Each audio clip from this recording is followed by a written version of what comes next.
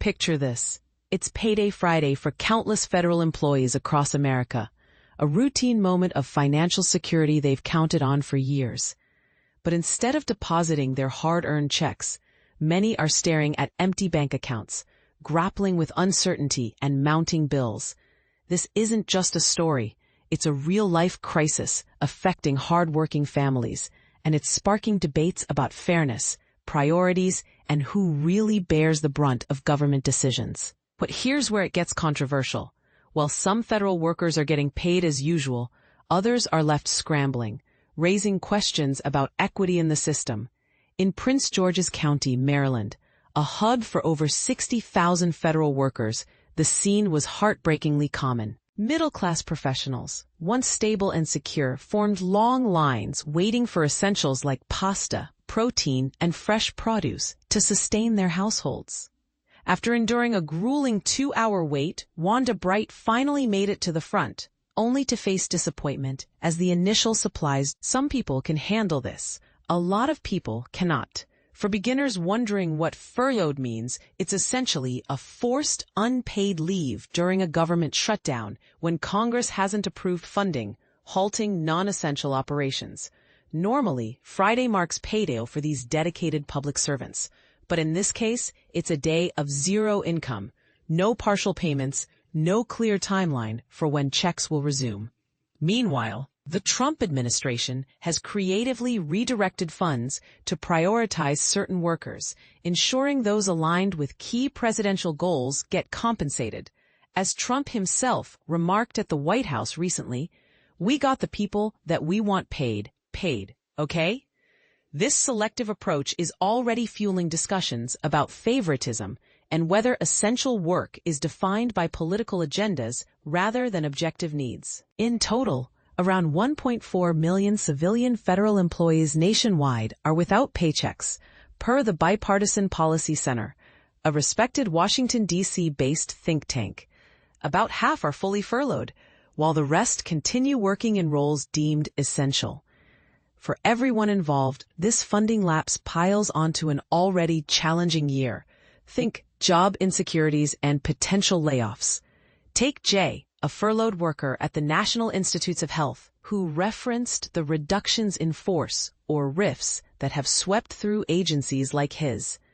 "It was draining, emotionally draining," he says, fearing job loss and now facing the stark reality of unpaid bills while caring for his 1-year-old and 5-year-old.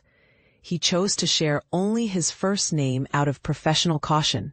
Down in Tampa, Florida, Tiara Carter keeps showing up for her role at the Social Security Administration's 1-800 hotline, acting as a union rep for the American Federation of Government Employees.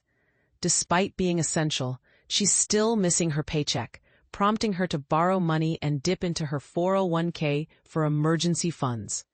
"I kind of feel like I'm in a pool and I'm trying to swim to the top, but every time I get to the middle, I'm getting knocked back down," she describes poignantly.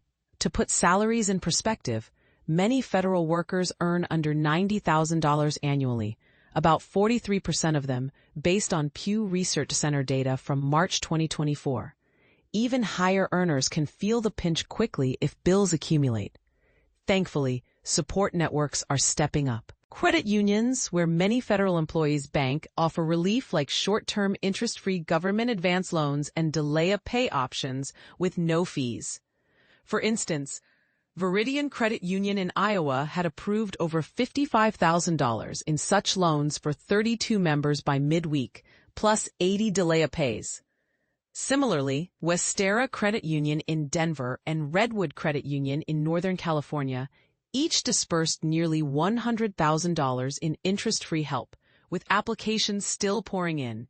In the D.C., Maryland, and Virginia area, the Community Services Agency of the Metropolitan Washington Council, AFL-CIO, runs a federal worker solidarity fund started back in February, now swamped with requests for groceries, rent, and utilities. Director Sig Melis noted waking up to 20 new applications one Thursday morning, warning that funds are depleting fast with no shutdown resolution in sight. While about 2/3 of civilian federal workers remain on the job despite the appropriations halt, The shutdown's effects are subtle at first, but increasingly widespread.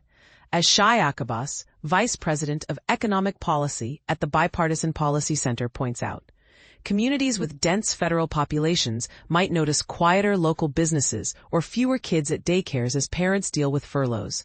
Over time, this could ripple into broader economic slowdowns, like reduced spending that impacts everyone.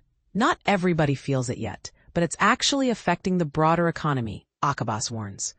Congress did pass a law back in 2019 guaranteeing back pay once a shutdown ends, but Trump recently hinted that not all furloughed workers should expect it. We're going to see, he said early in the shutdown. Most of them are going to get back pay, and we're going to try and make sure of that. But some of them are being hurt very badly by the Democrats, and they therefore won't qualify. This statement has ignited fiery debates. Does it unfairly blame one party for shutdown woes, potentially denying compensation? And this is the part most people miss: how the administration is maneuvering funds. Many federal salaries, like those at the Department of Veterans Affairs, aren't tied to yearly appropriations, so they continue uninterrupted. Recently, they've used creative accounting, dubbed budgetary twister by White House Office of Management and Budget Director Russell Vought, to keep the military paid by tapping unused research funds, and to compensate 70,000 Homeland Security law enforcement officers via funds from Trump's recent tax bill. Yet their peers in the same agencies often go unpaid, creating a divisive inequality that widens with each passing day. As the situation unfolds, it forces us to confront tough questions. Is it fair for some federal workers to be paid while others struggle, based on perceived priorities? Should back pay be guaranteed, or is there room for exceptions in prolonged shutdowns? Do you agree that political agendas are shaping who gets compensated, or is this just pragmatic resource allocation? Share your thoughts in the comments. Do you side with those advocating for equal treatment, or do you see validity in prioritizing critical roles? Let's discuss.